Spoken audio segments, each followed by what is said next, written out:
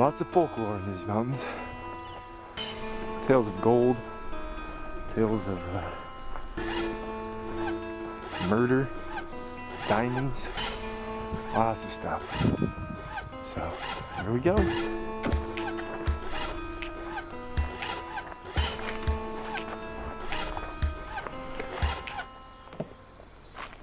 Alright, we're still walking on this road, getting to the trail. Shouldn't be much further, maybe a quarter of a mile. But it is hot. I'm already sweating and I haven't even walked a mile yet.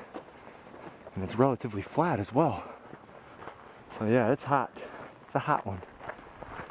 The trailhead for Haunted Canyon. There it is. Now, according to what I read, this goes up a bit until you reach a ridge, and then you go down into the canyon. So we're not in Haunted Canyon just yet.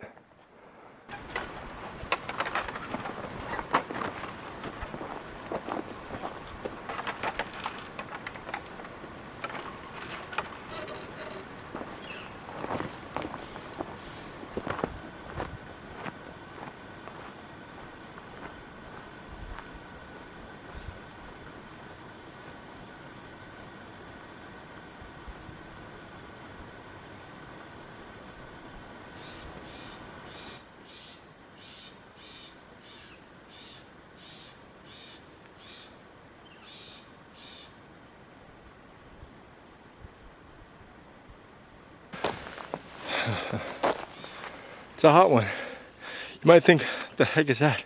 Well, this is my shemagh, but as you can see, it protects my neck from the sun.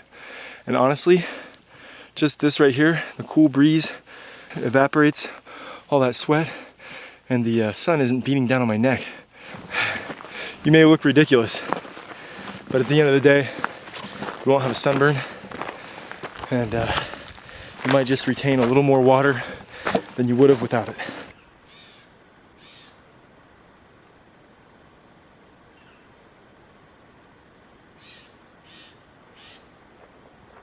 I don't know how true the story is, but I read it before I came up here about Haunted Canyon and how there's this prospector. He got caught by some Apache Indians. They tied him up with rawhide straps, hung him upside down, and had hot coals 8 inches from his face. So as he hung there, his brain was slowly being cooked by these hot coals, and he would turn his head and try to keep his head away from him, but there was no use. And then all of a sudden the wind started kicking up. Clouds came in.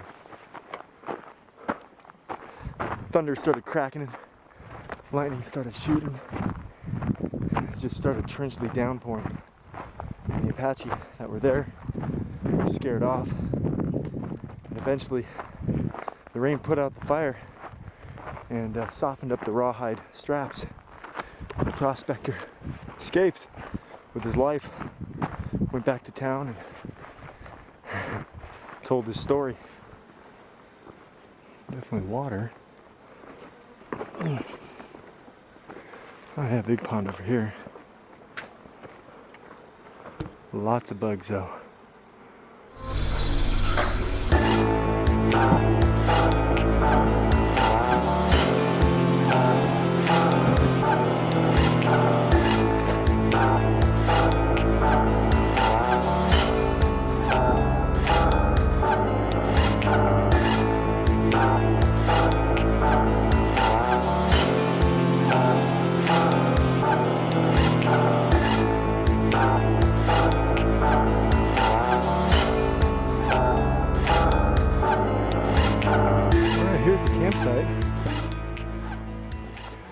And just up there would be the cabin. So this is where I'm going to camp tonight. This little metal trough. Huh. Interesting. Fire pit. Very cool.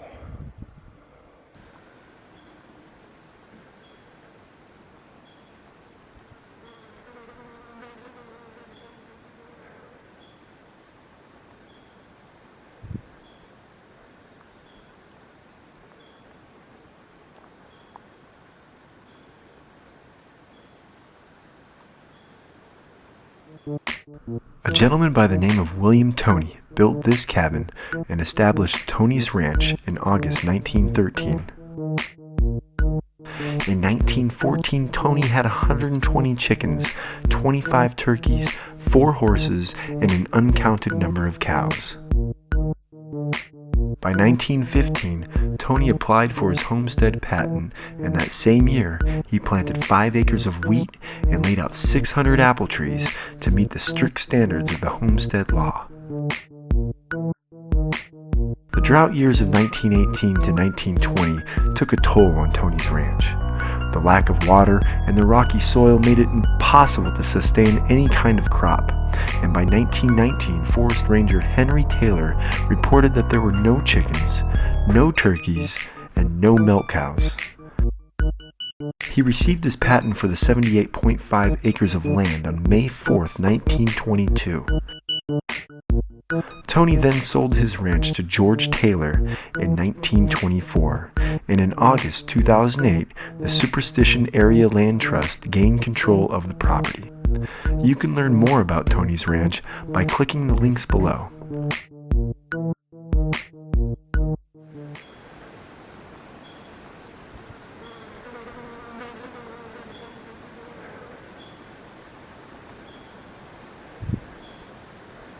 I'm just securing some water for tonight.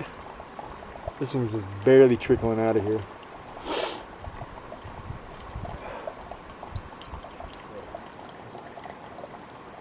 It's a long process. Just filled this guy up. I brought this from home. I wasn't sure about the water situation here, so I didn't want to count on it, and I don't think I'll ever count on it if I come here, because this is not that reliable. I don't know how reliable this is.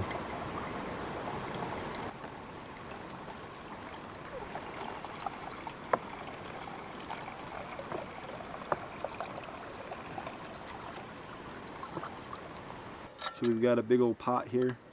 This is the Snow Peak 1400, and we are going to be cooking some stew.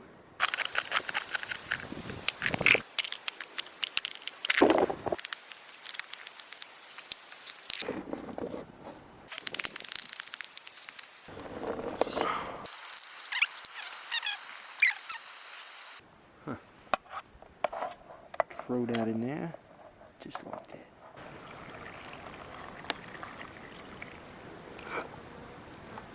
Just like that.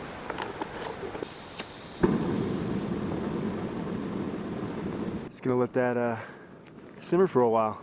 Set it and forget it, more or less. All right, we'll get back to you. I forgot, I need to add some jalapenos. Go. Now we can set it and forget it. See that? See a little bug? Oh, there's a bug in there. There he is. Little bastard.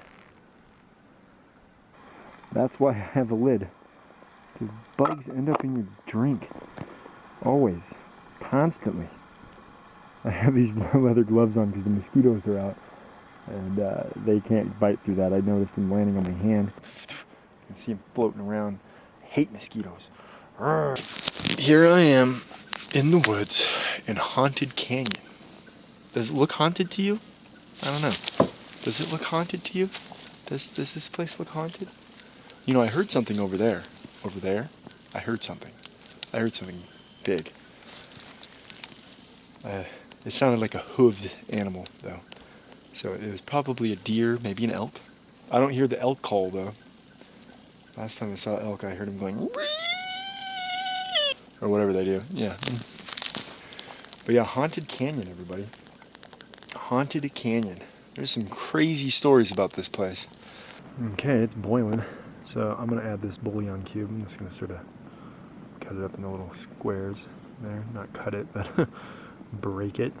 Break it up. So that's 1 bouillon cube. That's good for 2 cups of water. And I believe that's about how much water is in here. If it needs more salt, I've got another bouillon cube. And I've got salt, so we're going to let that cook longer. The carrots aren't done. Neither are the potatoes. We want those things to be nice and done. Got some crackers. I've got my soup. Ooh, it's nuclear. But it looks good. Check it out. There's the soup. Boom. Everything's softened up. Tastes good. I don't think I need to add any more bouillon.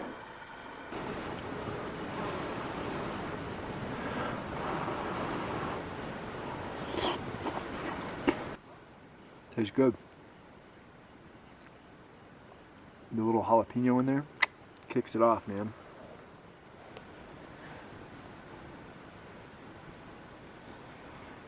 I'm all bundled up and it's not even that cold. And the only reason why I'm bundled up is because of the mosquitoes. But anyways, I don't know.